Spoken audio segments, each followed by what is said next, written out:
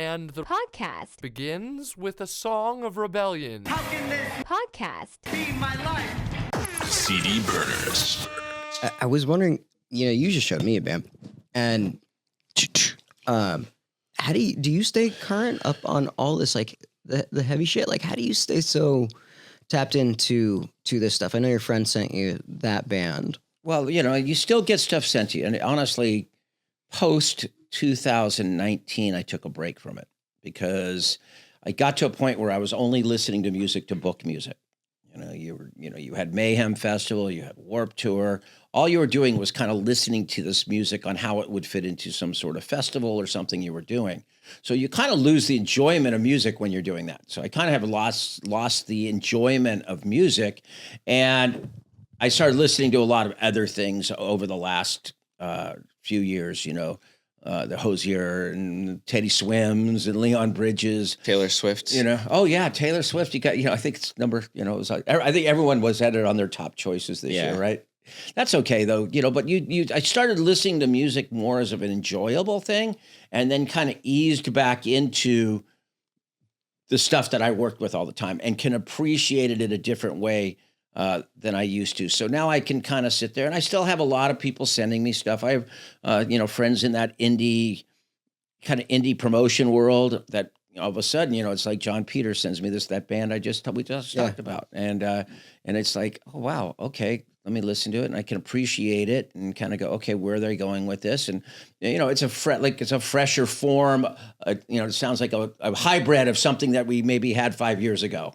And, it's been interesting getting back into it a little bit, listening to music that way. And I think I can appreciate it a little more. I've been listening to a lot of cool, these female acts that right now, like Lolo and things like that. Mm-hmm. I'm really starting to kind of like go, oh, there's a kind of whole movement amongst that kind of music that's pretty cool. I'm in the same boat as you. There was I think TJ was probably also we get so burnt out of where there was like a 2-year period where I think I just listened to podcasts. It was just anything beside, and right now I'm finally kind of re-energized in finding new stuff and finding music and listening to music in a whole different way. Yeah, I think there's such a hybrid going on with some of the stuff like Jelly Roll's doing, and some of this things that's crossing over with some of the artists that maybe kind of grew up in that world that I was kind of part of, and doing these kind of collaborations. I think we finally took the model that works so well in hip hop, that was such a big thing in rap, where you would have, cameos and guests from some of the established artists with these younger artists. I always felt we needed more of that in our world. And now we're starting to see more of that. I think, there's this generation of artists that grew up around that, and we're listening to hip hop and listening to rap, who did these hybrid, and go, wait, we should be doing the same thing, doing guest vocals on, and it boosts everyone together. Yeah, there was never, when I was growing up, the albums that I listened to, it never said featuring X from this band or featuring this guitar. It was just that band. And when in the hip hop world, it was always. Well, there was a lot of that actually, though, like in the Fueled by Ramen era. Those guys were the first ones that were really onto it, I think, in our scene. Because you think about Cobra Starship, Patrick Stump is all over that record. Gabe was bringing in William Beckett and all those. They were all kind of sharing each other's things. I think Gabe decided to break up Cobra Starship. Yeah. That was with Cobra Starship. I think he was, he went into the record business, when you think about Gabe, where he kind of took that second phase of his career, I think he was always, you're right, thinking about it a little differently. I really believe that band, I'll never forget, after they played the first Warped Tour, I go, you're coming back next summer, and this will be the summer you blow up. He goes, I don't think we're coming back next summer or doing anything next summer. I go, wait, what? You were just right at that cusp of and it's nice to see him back right now. Yeah, they did an amazing job on Sunday. It was so fun. Yeah, it was really great. We had a really, really cool 10-year anniversary. Yeah, that's what I heard. I was hoping to come out, but I'm on kind of isolation for a little bit right now. And but my daughter, Sierra and Sabrina had a great time. Good. Guys, we have a legend on the podcast today. Welcome to the show, founder of Vans Warped Tour, basically the man who created this entire scene, Kevin Lyman. So good. We guess we started that podcast just wrapping around. Yeah. It's so easy to talk to you guys. It's been fun watching your careers for me kind of come up out of this, and some of the people that kind of were inspired by maybe some of those parking lots. Everyone says what inspired people. And I go, your legacy is when you see people who maybe got some inspiration from those parking lots and have gone on to be successful in their own rights, but kept that music alive in so many ways. Well, thank you, Kevin. I appreciate that. Thank you. I mean, I don't think Emo Night would be here if Warped Tour didn't Definitely exist. not. I don't think we would exist, and I don't think a lot of the stuff that we're seeing today would exist if Warped Tour didn't exist. I don't know. Have you taken a step back and looked at the world around us and the world that we're living in and been like, hey, I might have had a tiny influence in this giant thing? Well, you hope to have some sort of influences in a way when you go into a realm, especially as an entrepreneur or something. But it wasn't like an overnight thing to say, oh, we've got to.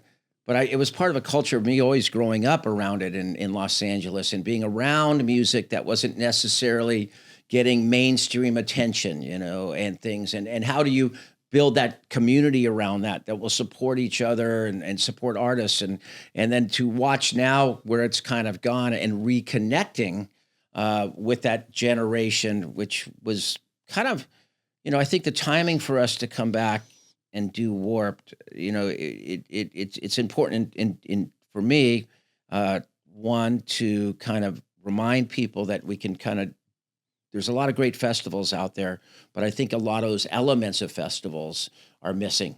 At least I thought that was important in the Warped Tour. I had 3 goals coming back with the Warped Tour, and it was, 1, can we still deliver a festival at a good price? And I think we accomplished that. 100%. And 2, not going to get into it too much here. Do I feel I've delivered a entertaining lineup that people will be entertained by, and inspired by? So it's a mix of those, some of the classics. So if you think you're just coming to see a bunch of classic bands, there's going to be some of those there.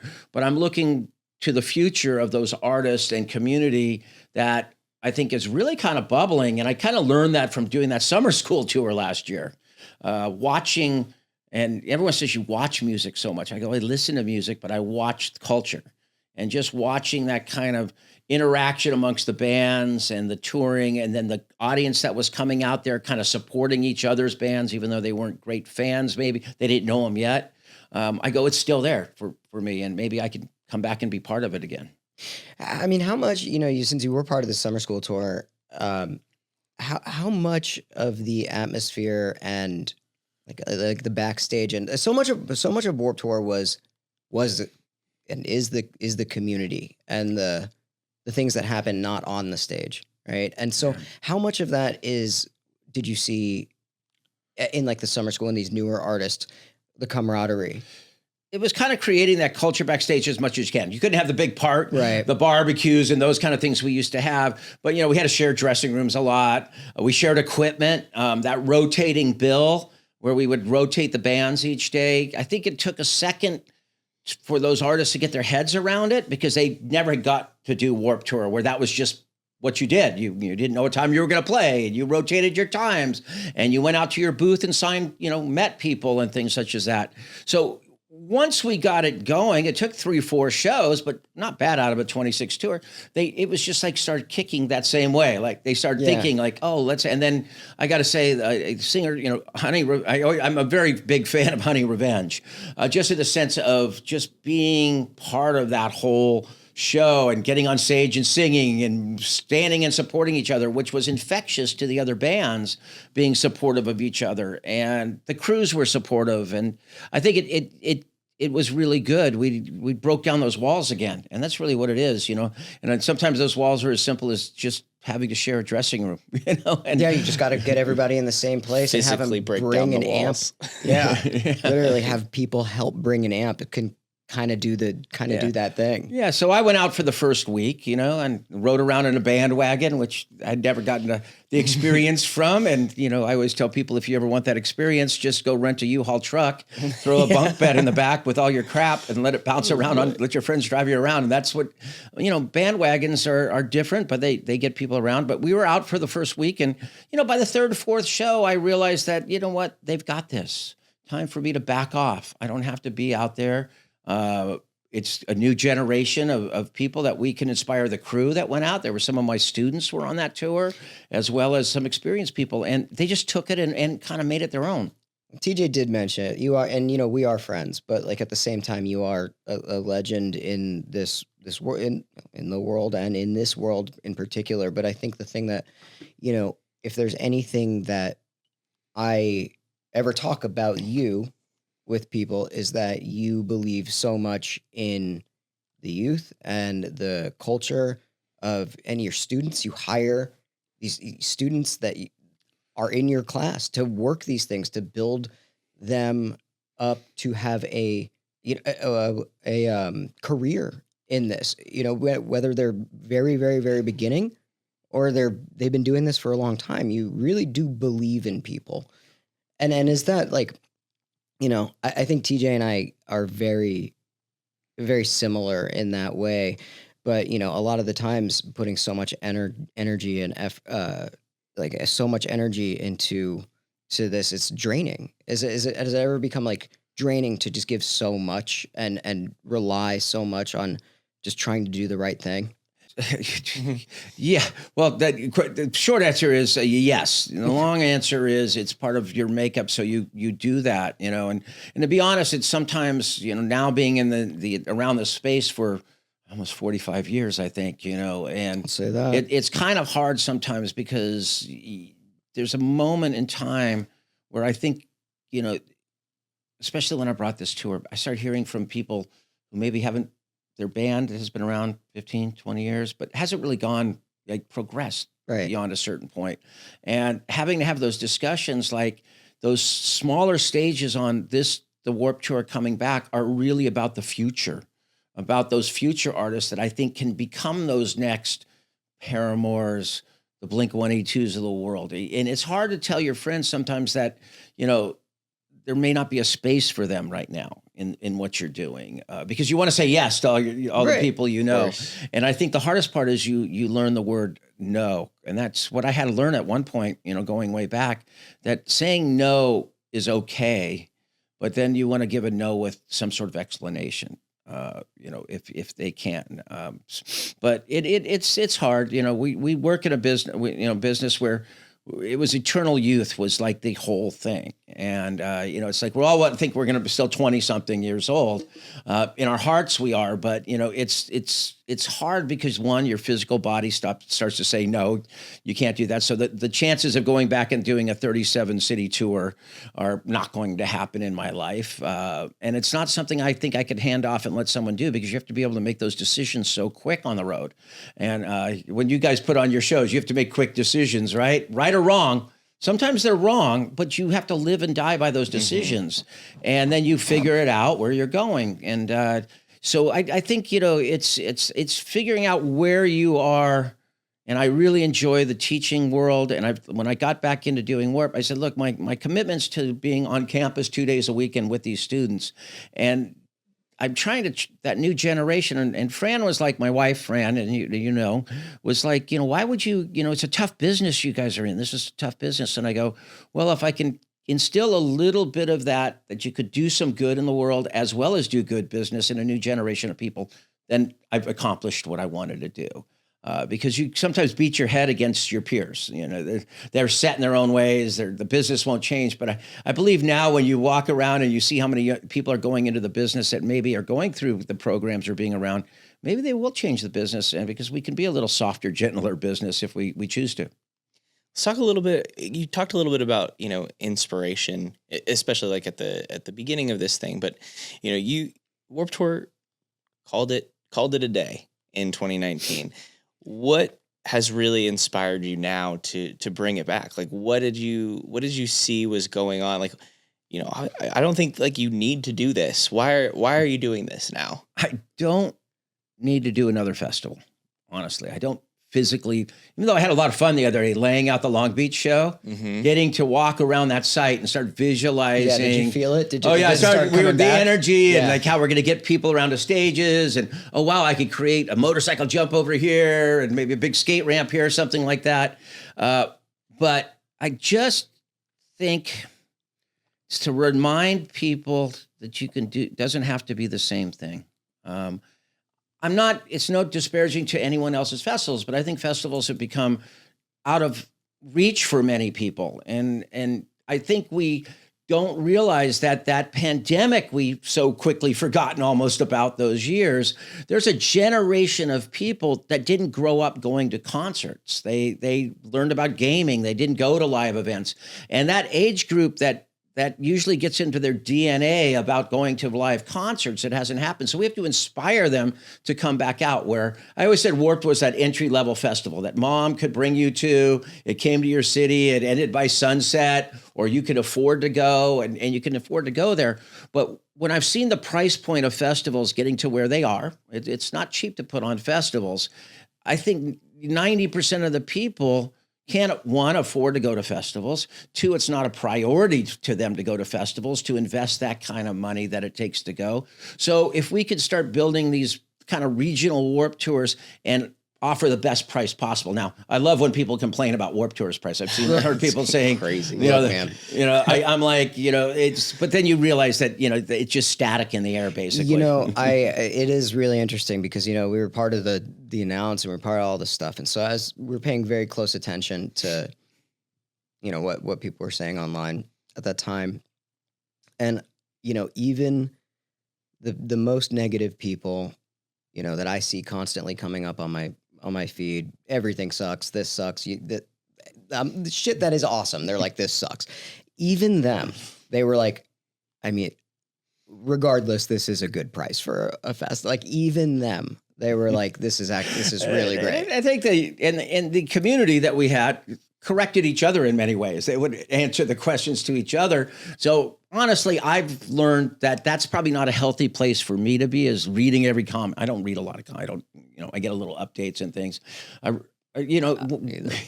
did with this just to see the reaction, and then I take a step back. You want to be aware, but we have people that can read that. It's awesome. The Ride or Cry team has been a big part of this coming back, and the nice thing is funny is a couple of my former students are now part of your team, and they'll give me little the summaries of maybe, okay, here's something, but digging down into every comment is not healthy for anyone in this business. We've all learned. You get a broad picture. And I think, we had the thing where I wanted the ticket price. I wanted the lineup. And, there's going to be people that complain about the lineup. And I think we'll have some ways to maybe deal with that. But for me, it really becomes the festival beyond the stages. And I think that's honestly what we've lost, the festival beyond the stages.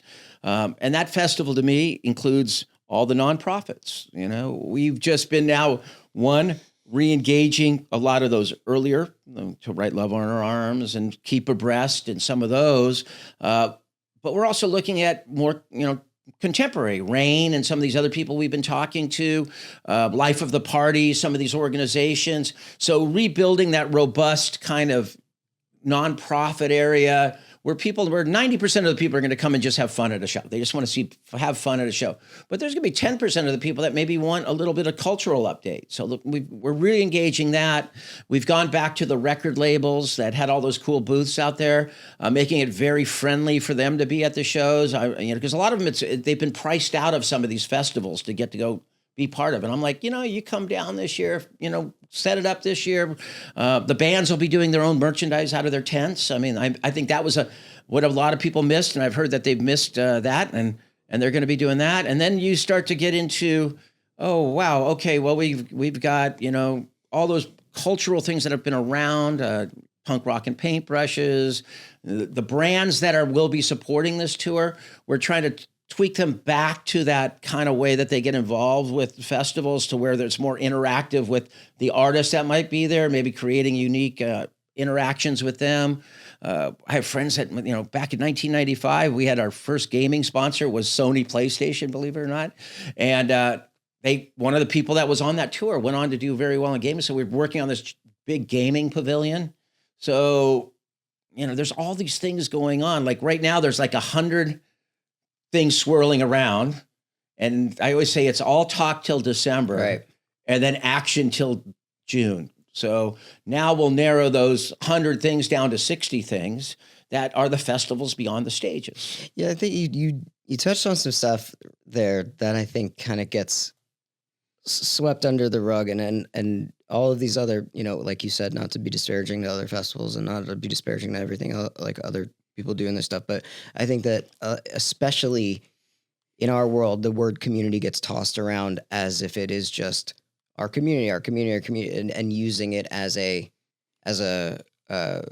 staple thing when it's not anything. And I think that Warped Tour taught us, at least Emo and I, how to actually foster a community, and the fact that you were like, you skipped over like really quickly. You're like, bands will be selling shit out of their merch booth. Like, okay, when was the last time you went to if a bigger festival and bands were doing it? Never, not in the last like 10, 15 years. Right. And then, so getting everybody involved is, it is re-inspiring, and especially the fact that your students are working on putting on the festival.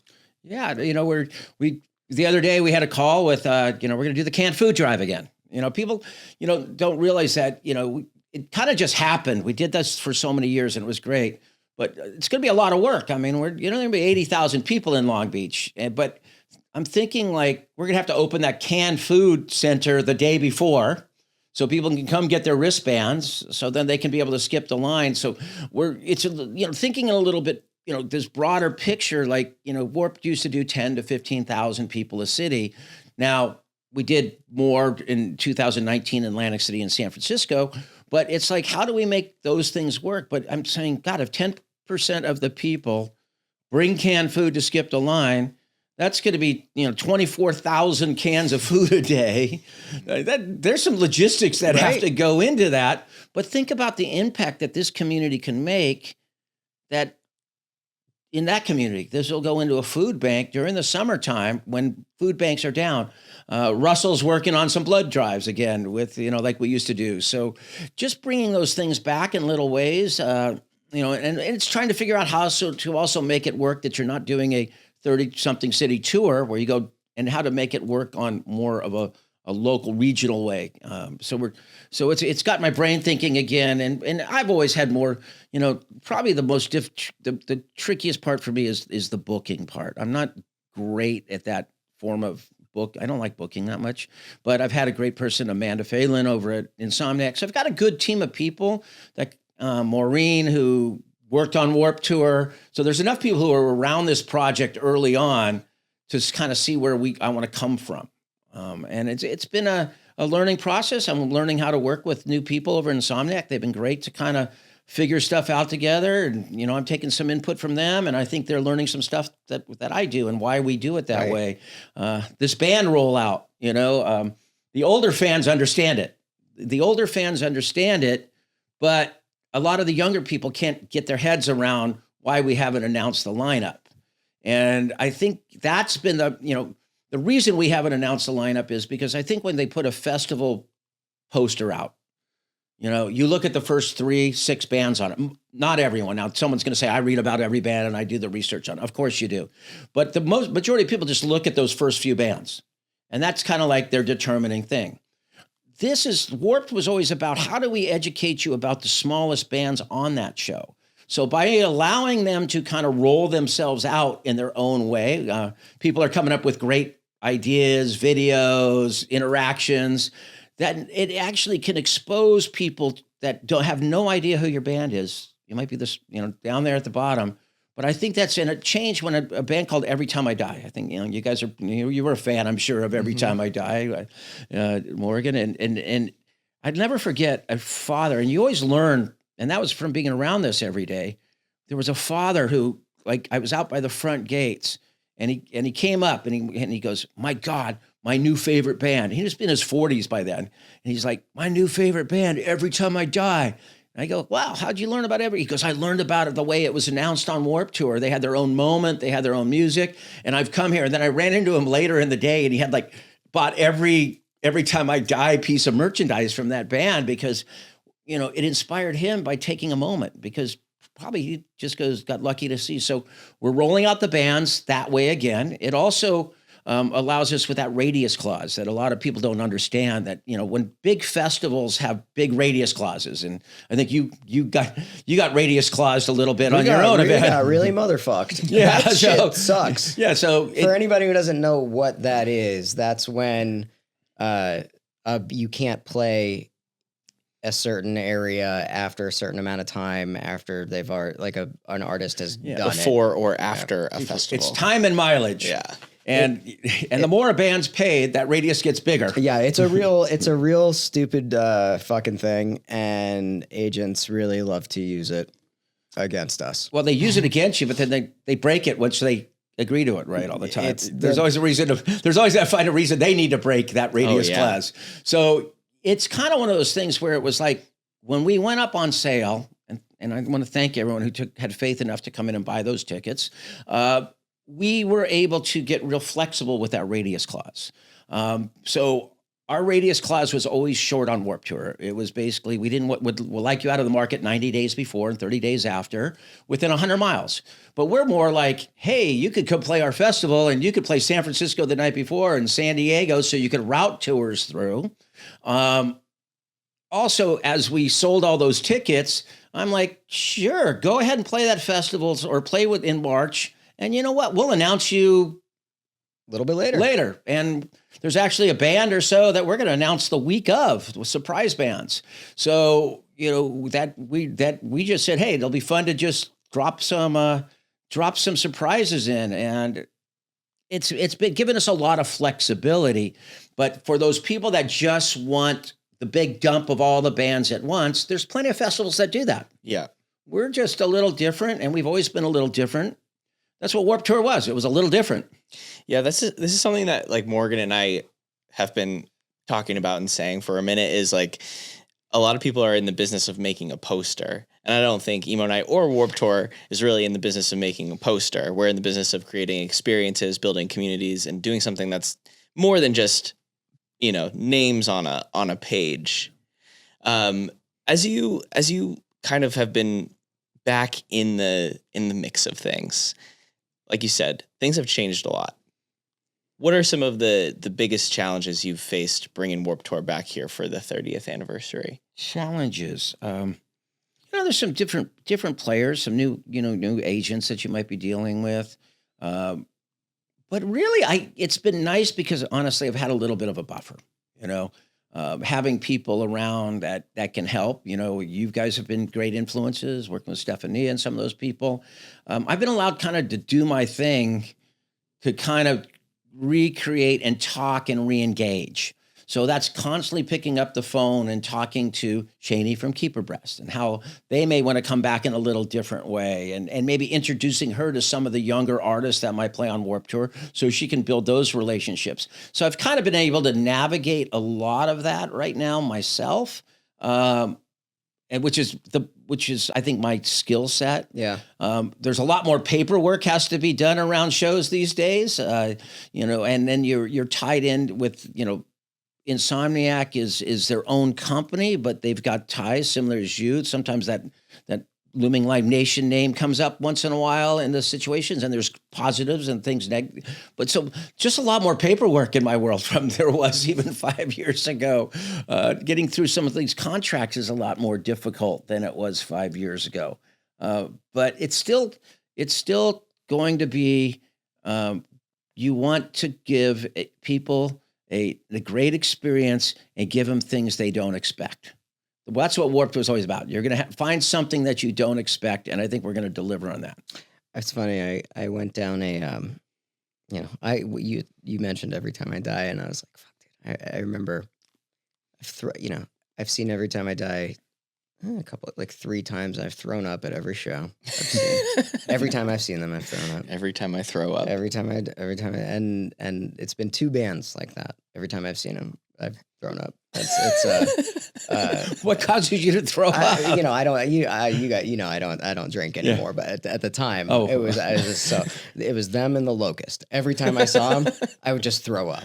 It's something. Because you were just so excited to see them. Something about the being in that environment, and it's just so heavy. And I was just, every time I've seen them, I've just, in the crowd, I'm just like, but the locust, I don't know if you ever heard the locust. It sounds like it's really good that you got sober, and it's really good for the fans, other fans around you, or you're throwing up on all these people. It was, this was years and years ago. I know. But it's really funny that you mentioned that, because I was like, oh, we're talking to Kevin tomorrow, and we could ask anything. And I went on Reddit, and I saw a thread of like favorite Warped Tour memories, and I was dying laughing at some of these things. And you don't see that with a lot of these other festivals. You don't see the camaraderie and these moments that were so important to people with any other festival. That they'll carry with them forever. Yeah, it's funny for me because everyone seems to have their Warp story.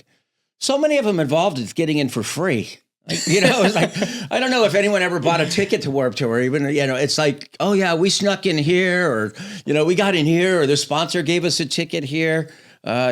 It's funny, but yeah, I'll be sitting in a meeting, and I was with some government people, and the two of the guys like rolled up their sleeves and said, these are the tats we got right before we went to Warped Tour. Now they wear their sleeves down when they're, and you kind of hear their story, because it was that kind of coming into, for people to remember. You remember that first concert you went to. For me, I have to say it was Van Morrison at the Hollywood Palladium.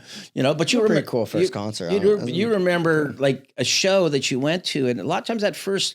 Honestly, it's strange that Warped Tour was the first show for a lot of people. Not their first festival. It was like first time I got to go to experience live music. And I think it actually hooked a lot of people on going to live music because of that energy of that live show. It was like, wow, there was a lot of freedom within that show, and you had to make your own choices, and you if you were with a group of friends, that community starts building ahead of time, because did you want to be the person that forgot your canned food or didn't bring your cell phone to get in? Oh, did you donate blood before so we can go maybe get backstage? A lot of that community building starts early on, and it kind of goes right through the thread of the show. I think we're gonna make people mad. People are gonna be, what time are the bands playing? Well, might not let you know until the day again, or we've got 2 days, different lineups each day. Probably not gonna tell you which day each band's playing until. And then you have to figure it out with your group. Yeah, you have to figure out how to team building. Yeah. You have to figure out all of this stuff, and you're right. It's at that age where you're like, how do we do this stuff? And you're applying it in a real world situation, the things that you like to do. Sitting with it now, a big question I get is, are you bringing the blow up back? And I'm like, yeah, we're bringing the blow up back. That was just part of that moment when that thing rose up. It was always fun to watch everyone's faces trying to figure out, like, oh my God, where am I going to go? Okay, I got to be here to here to here. I'm sure you guys were in the middle of it somewhere doing your day, and you're like, oh, and trying to figure out now, like the bands that we've booked, like how to move the genres around, because I want everyone to be able to flow through a day and not miss their favorite bands, maybe, but really also highlight those. There's so many young, great bands out there, and being able to like route summer school through one of the Warp dates is super fun. I went to everyone who had these tours. It seems like some of them might not be going out this summer, but early on I wanted to call people and say, hey, come back. This is not competition. Come be part of it. Route through here and be part of this.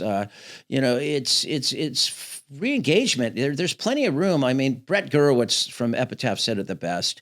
Warped Tour was always an umbrella that we all got under and supported each other and supported the scene to keep it strong. And then sometimes we had to go kick each other's ass in business, because I had Side One Dummies Records and he had Epitaph and Fat, right? We all wanted to maybe sign that same band, and that was business. But there's a moment in time where you got to take a step back from your business. And that's where the bands that are playing Warped Tour this year, a lot of them, you have to it's business. You got to deal with your agents and your booking. But a lot of the bands said, okay, we don't need to, financially, we want to be part of this. And we know that they're going in with a ticket price. We know that we're going to get to sell our own merch, and it's not going to be those larger merch percentages that may be on a festival. So it's just kind of working through it And I really have to say a lot, thanks to all the bands that are playing, because they kind of got back the majority of them. And then some of it just financially doesn't work for some, which is fine. And people were in other spaces. There's a European festival season that, we had some of the bands that are playing Download the same weekend. Trust me, that was a mistake on my part, probably not recognizing we had the same weekend in DC as Download, but we found a lot of great bands that want to play. Yeah, Kevin, I mean, play. We've gotten to get to know you pretty well this last year. We've had some really good dinners at your house and had some great conversations just like this. There were no microphones, but they were, at your table. And one thing that, I've learned this past year is, like you said, this is an ecosystem, and you have had the wherewithal to sort of take the ego out of it to a place where you can kind of take a step back and be like, this is bigger than me. I can see the bigger picture. This is a scene. This is important for all of us to sort of get under this umbrella for the longevity of all of this. So as Warped Tour comes back this year, what do you see as sort of the future of this? You're always looking at things from I think a way higher view than all of us.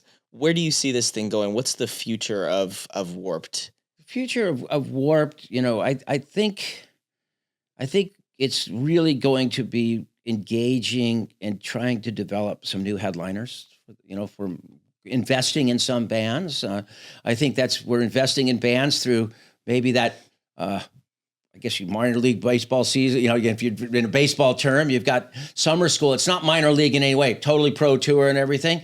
But if we can develop acts that maybe start there and move up and then start moving and move them up, so then there's more choices for festivals and more places for them to go. Because, there's only so many bands can headline some of the larger venues now. I also believe that we can re-engage a group of young people that will get active in their communities again, to replenish those nonprofits, because some of those people that were early Warped adapters are kind of getting older and things. So I really want to engage that. And I think there's really a moment in time right now where we will need to, because there's so many things outside of our ability to affect, on a larger scale of society, but we can really start nurturing ourselves locally, and then eventually, hopefully, nationally. And that's not only through music, but through culture. And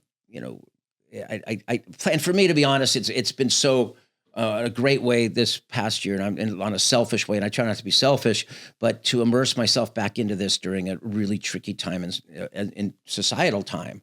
So just being able to spend 8-10 hours a day when I'm not teaching those 8 or 10 hours a day has probably been healthy for me, because I was developing some really bad, unhealthy obsessions with things that were out of my control. Right.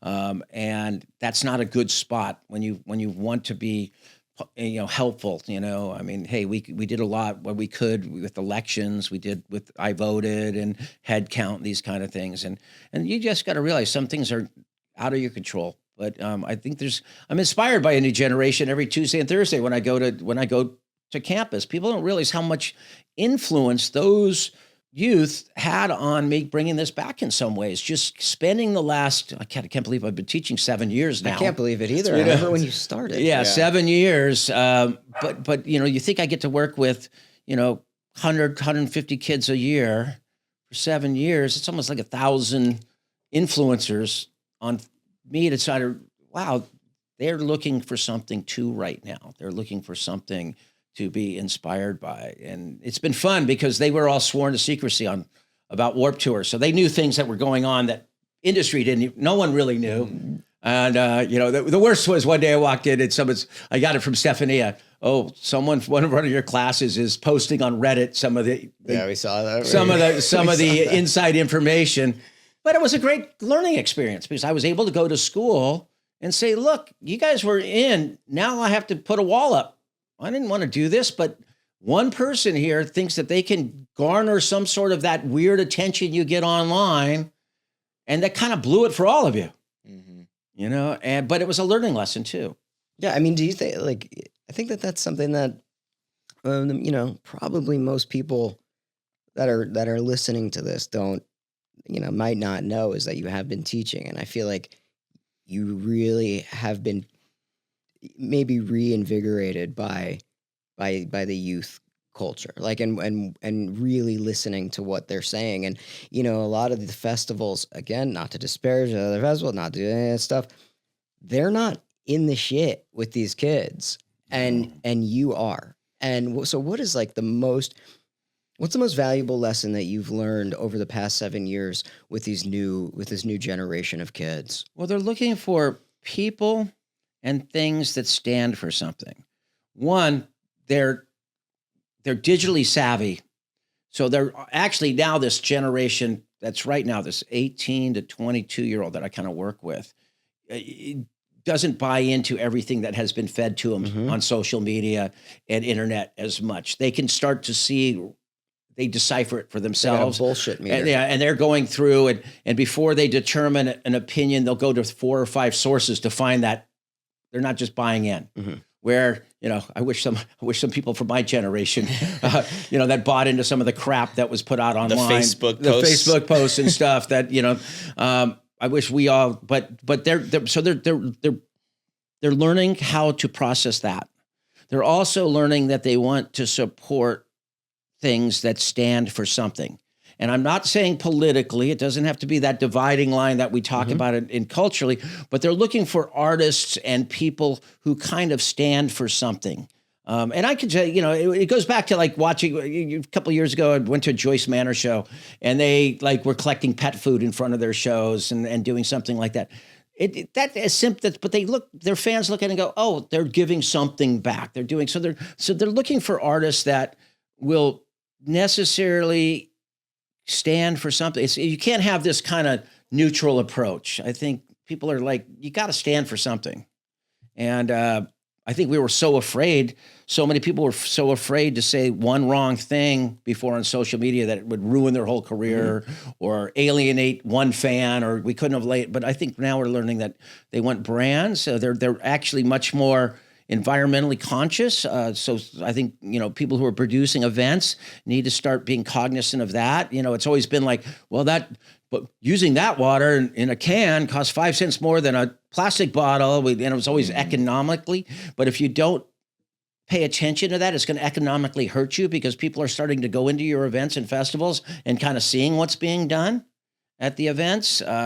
So I think, it's if we can come back, and you're never going to hit it 100%, but people notice if you put the effort in. I like that. Yeah, I mean, I think learning from you this past year has inspired us to really kind of take a stand with certain things. We launched our organization called Emo Night Gives a Fuck, which is just dedicated to helping nonprofits and different charities, and we get that ticketing fee. I think you talk about it a lot, and I love how important that is for you and for the community as a whole, like having that as sort of like the backbone of this. And for me, it's when I hear, the thing that really kind of hurt me was those. I wasn't worried when I ended a Warped Tour. I figured there's always going to be people smarter than you in business and maybe the music industry or whatever. There are, but it's like I was worried about those nonprofits, and I think a lot of those have suffered because so many people have like think that nonprofits should pay to be at these events. Yeah. And charge them to be there. And I'm like, just cover your expenses to get there. We got to, it's a piece of ground we're giving you. I mean, like you said, I think this generation could see through bullshit. And, I have always admired the fact that what you say and what you like, this stuff that you are talking about right now, I've seen with my eyes in real life. Like I have met people that you're like, yeah, please come have a booth. When we were in Vegas, the girls that like sold stuff, they're going to be there. It's like those are you met them, you get a handshake, come and do the thing and you're giving people an opportunity. And I think that, for the general public that is watching this, like that is the important thing. You can be that person. You can be a part of something bigger than an umbrella to elevate this community if you want to. And I think you giving these people an opportunity and a shot is really actually far more inspiring and far more, it does far more greater good than I think that,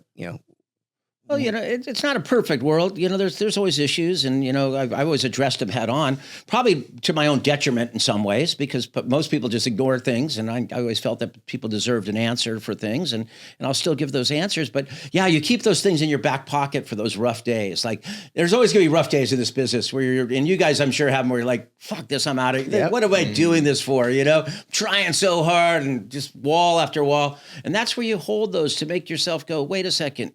Do something cool. So those girls that had that booth, and I just found I carried their card from that, and I just held it for that day. And then I emailed them. I say, you are, the recipient of the Warped Grant 2025, to have a free booth at any shows you want.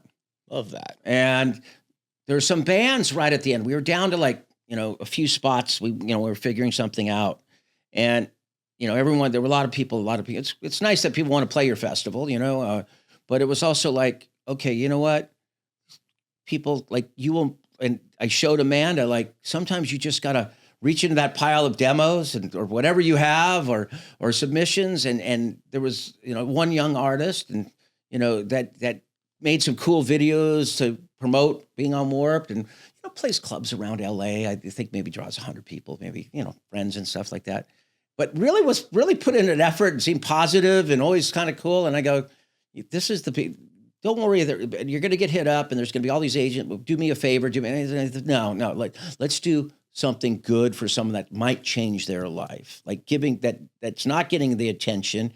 Let's give them the moment to shine. So we were able to book some bands, like the last 5 or 6 bands that we were just like, this seems cool. Or this is great, or, oh, wow, that was a story in the LA Times this week about an artist who played in late 90s, who was actually in the Bali bomb blast. Oh my gosh. And there was a whole story in the LA Times about his life, and he was a skateboarder and all these things he'd been through. But in that story, he read about being on the early Warped Tour. So we were able to track him down just out of the blue and say, hey, we have a spot for you in Long Beach, because you know what? That's cool. And then you get those responses from those people like, oh my God, this is just, and that's why we do this. Yeah. We have to be fiscally responsible. Of course, in business, you have to be fiscally responsible. And I know people will say, fuck Kevin Lyman. We never pulled out the parking lots with Brinks trucks, and we're not again. But you know what? You be fiscally responsible. You can make a living in this business without, and still deliver a show to the fans at a fair price. You can. Well, I mean, we're watching it in real time. We get a little bit of the opportunity to see behind the scenes, so we're watching it happen, and it is inspiring the fact that you're fuck it. You guys were full on big festival producers yourself recently, huh? We're trying. Wait, I walk in here, there's TJ's like, I'm recovering. I go, wait a second, it's been a couple of weeks. I mean, you got to be ready. Yeah, it's been 1 week. It's been a week. Yeah, but we've been we work really closely with the booking and all the art and all the stuff, and so it's been really nice to see a little bit of behind the scenes and to work with you and you're not a bullshit person, which is very, very, very rare. I've found in working in entertainment for 12, 13 years now. You are not that. And the fact that you keep those, I know I keep coming back to those, keeping those girls' cards in your pocket when you also probably have the head of Live Nation calling you, and you probably have all these fucking giant agents at the same time. You actually having that and giving these people the opportunity to do those things in the same breath. I learned that early on in life. It was like when we would do press and people wouldn't want to talk about the Warped, Rolling Stone, band, those kind of things were like, I don't know, what's this guy doing, whatever. But you know what? My motto was like, if you showed up with a library card and a newspaper article, you were pressed. You were treated the same way. And later on, and what some people would call and go, God, it's really hard to write negative anything about what you do because you gave me my first chance. Giving people chances is all we can do at a certain point in life. You're at that point now with your business. You give people chances. You brought in a couple of my students that, have turned into great employees for you. But you know what? If they live a lifestyle, they live a lifestyle. And going into a traditional place, they may not have gotten that interview or those things, but you gave them a chance. And I think they're thriving within your company, Rye and T. Yeah. Always have, and I've always felt that just giving people a chance and give them as much as possible, give as many people a chance as possible, but also you have to know your limits. I learned that I think in about 2007 or 5 Warped Tour when we played at Sports Arena, and then we had 16 stages. Like we were letting labels bring stages on picnic tables, and then finally I just go, wow, we were about ready to collapse from our own success of saying yes. And I did have to learn how to start saying no a little bit. And it's still hard. It's hard. Yeah. It's hard to say no. I've found it very difficult. It's something that you have to actually learn when there's so much, because there is so much cool stuff and you want to do all this stuff, but sometimes there's a little thing we learn called boundaries, which I fucking, it only took, 25 years for me to learn that shit. Yeah, pretty around 25, 30 years for me. Yeah. So out of all of these chances that you've taken on people, you have changed a lot of lives and launched so many careers and businesses, whether it's these massive artists or different labels or different writers. What do you think is one of the wildest success stories to come out of Warped Tour? I know it's very, very controversial, but when someone goes, "What is probably one of the most successful things that came out of parking lot?" I go, Jeffree Star, because he was massive. that first person that kind of came out of that MySpace world. Yeah. But then MySpace came out of they started, but it's going. Tom couldn't afford a table at Warped Tour. So this is that whole thing of taking chances. Like the girls with the booth, we were charging $100 for a table at Warped Tour. MySpace is we're just starting now. We don't have anybody. I go, come down and have a free table. And I got to say, by giving people a chance like that, MySpace, literally, we became the tour, the only people that they paid a sponsorship fee the next couple of years, because everyone wanted MySpace, but I gave them the free table the first time. They supported me. They paid sponsor for Warp. Then I got to produce their Dodger Stadium show after 2 years. So it was just taking that chance. It was no big deal for me. Have a table. But to me, Jeffree Star, I always say for me, it was like Warped Tour backstage Petri dish. You throw everything in a Petri dish to see what happens. Jeffree Star made everyone completely uncomfortable with their own sexuality completely backstage. Because, we're talking punk rock, hardcore, a long time ago. East Coast hardcore. And then here comes beautiful Jeffree walking through the parking lot. Just for me, it was more like just watching the reactions, but to watch his career, came out of the first one I ever saw that came out of a social media kind of background. So I got to say that was that's very interesting to me. But now, people say, what's your legacy? I go, well, I can walk backstage at any festival and all the departments are being run by people that worked on Warped Tour. Because when we started Warped Tour, we were looked at the misfit crew. We were not taken seriously. Even though we were all hard workers, I was stage manager Lollapalooza. I ran 320 shows a year in LA and the Palladium where you were at. I was working but we were never looked at as this weird, they're not a real tour. They're not a real tour. But everyone who worked on that tour got known for working hard, not complaining, and giving a shit. Really, that's what Warped Tour was. It was just people, you had 1,000 people on the road. And it was the smallest person in the smallest tent, maybe with a 10 by 10 tent, was as important as the production manager. And for me, that was society. It was bringing a culture together that all gave a crap, basically. They gave a crap to get up early in the morning and put that thing together, and their piece of the puzzle had to come together or the whole thing could fall apart. To be part around that for so many years was great for me.